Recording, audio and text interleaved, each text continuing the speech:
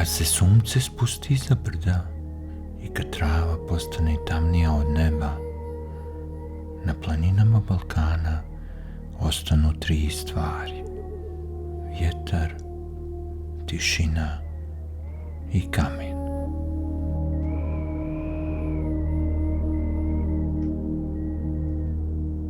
Po livadama, u dubokim uvalama, na obroncima gdje se jutarnja magla zadržava duže nego u dolini, stoje kameni oblici. Ne prilaze selima, ne traže puteve, ne pomjeraju se, samo stoje, kao da čekaju. Ljudi ih zovu stečci, ali stariji ljudi će ti reći: to nisu samo kameni blokovi, to su priče i svaka planina ima svoju.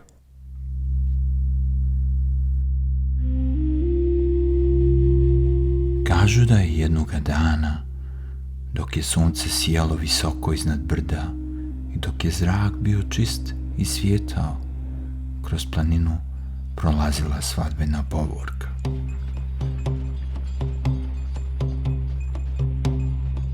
Bio je to dan pun svjetlosti. Zvuk svirača širio se dolinom i vraćao kao jeka. Konji su lagano koračali, ali njihova griva blago je presijavala se na suncu. Mladoženja je jahao prvi, ozbiljan, ponosan. Iza njega nevjesta pod bijelim velom, koji je na dnevnoj svjetlosti djelovao gotovo proziran. Ljudi su se smijali, pjesma je bila jaka, radost je bila stvarna. Požurimo, rekao je kum, da prije večeri pređemo planinu. Ali planina pamti. U nekim selima pričalo se da ta ljubav nije bila blagoslovena, da je nevjesta bila obećana drugome. U drugim krajevima govorilo se da je mladoženja prekršio riječ. Negdje su šaputali da su svatovi prošli pored svetog izvora, a da nisu zastali. Na jednom uskom dijelu puta, kažu, pred njih je izašla starica. Sunce joj je osvjetljivalo lice. Niko je nije poznavao.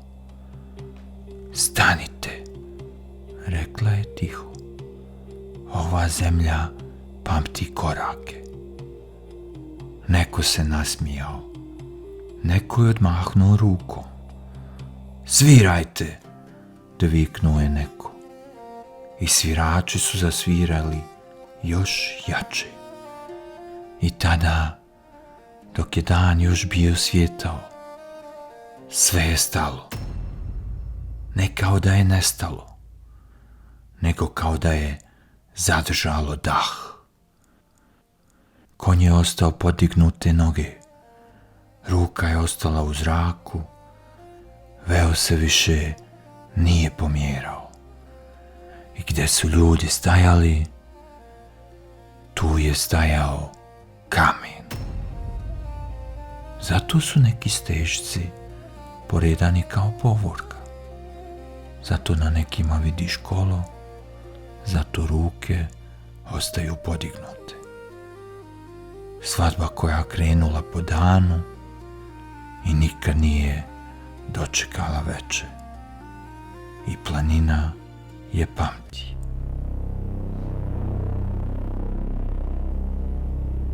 Ali ima i oni koji kažu, to nisu svatovi.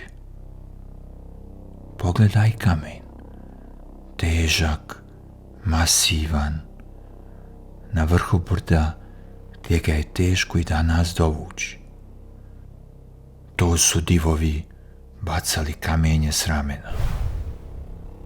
Pričalo se. Stajali su na suprotnim planinama. Nadmetali se snagom. Ko će dalje, ko će više. Kamen bi letio kroz zrak i padao na brdo, ostavljajući trag. Neki kažu da su ti divovi hodali prije nego što su sela postojala, da su im koraci bili dugi koliko današnji put. Drugi kažu da su nestajali u velikoj tišini, kao da ih je zemlja prokutala. Ali njihova igra ostala je zapisana u kamenu. I kada stojiš pred stečkom, osjetiš težinu koja nije samo fizička. Kao da stojiš pred nečim što je bilo veće od čovjeka.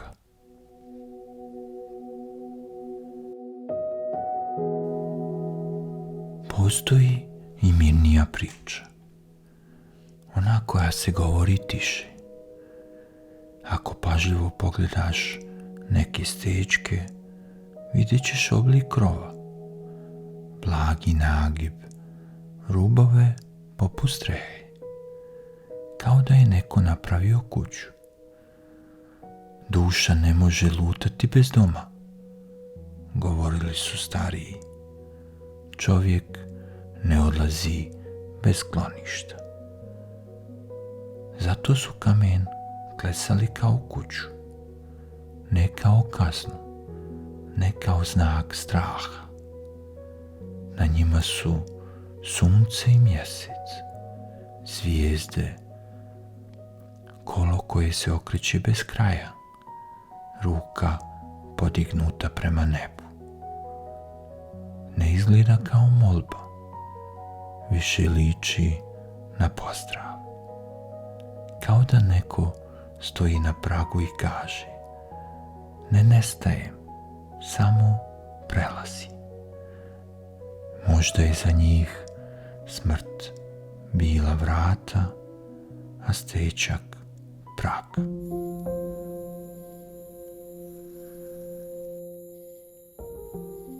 Postoji vjerovanja koja se ne zapisuju.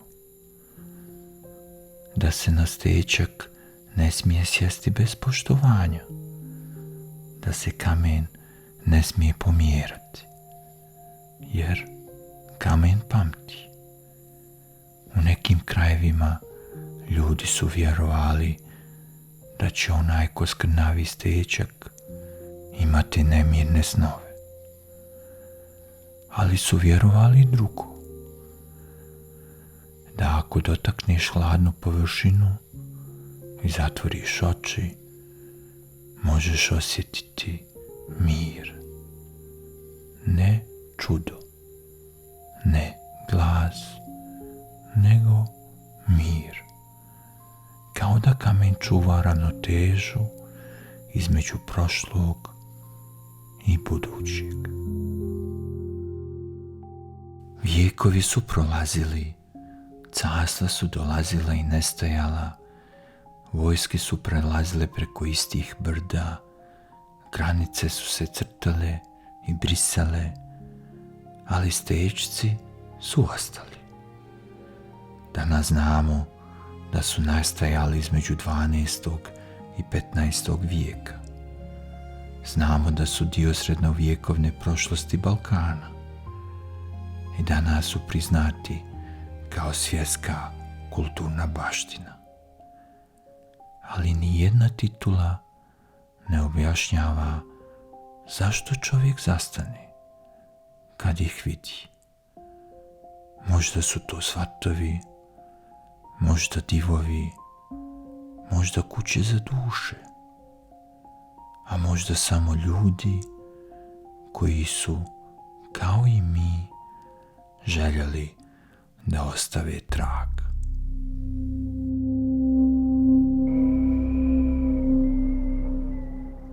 Zamisli da stojiš sam među stečcima.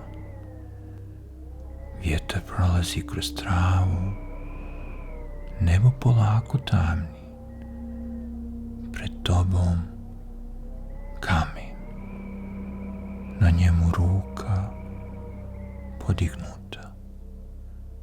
Ne traži ništa, ne moli, samo stoji.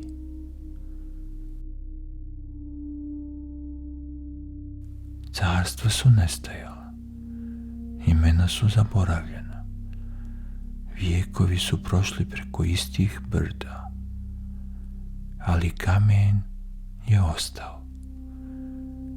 I možda je to najveća tajna, ne ko ih je podigao, ne koja je legenda tačna, nego to da su i dalje tu, i dalje stoje pod istim nebom, i dalje gledaju izlazak i zalazak sunca, i dalje šute.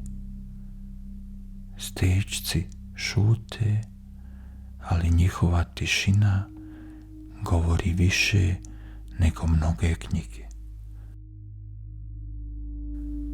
I dok noć polako prekriva planinu, kamen ostaje.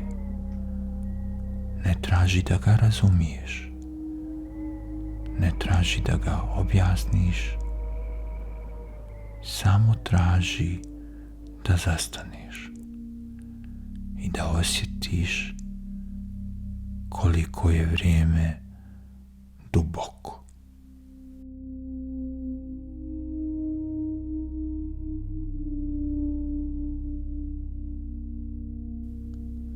Ovo su legende svijeta, priče koje ne žive u knjigama, nego na brdima, u travi, u tišini. Ako si osjetio energiju kamena i planine, onda znaš, legende nisu prošlost, one su trag koji i dalje stoji. Vidimo se u sljedećoj legendi.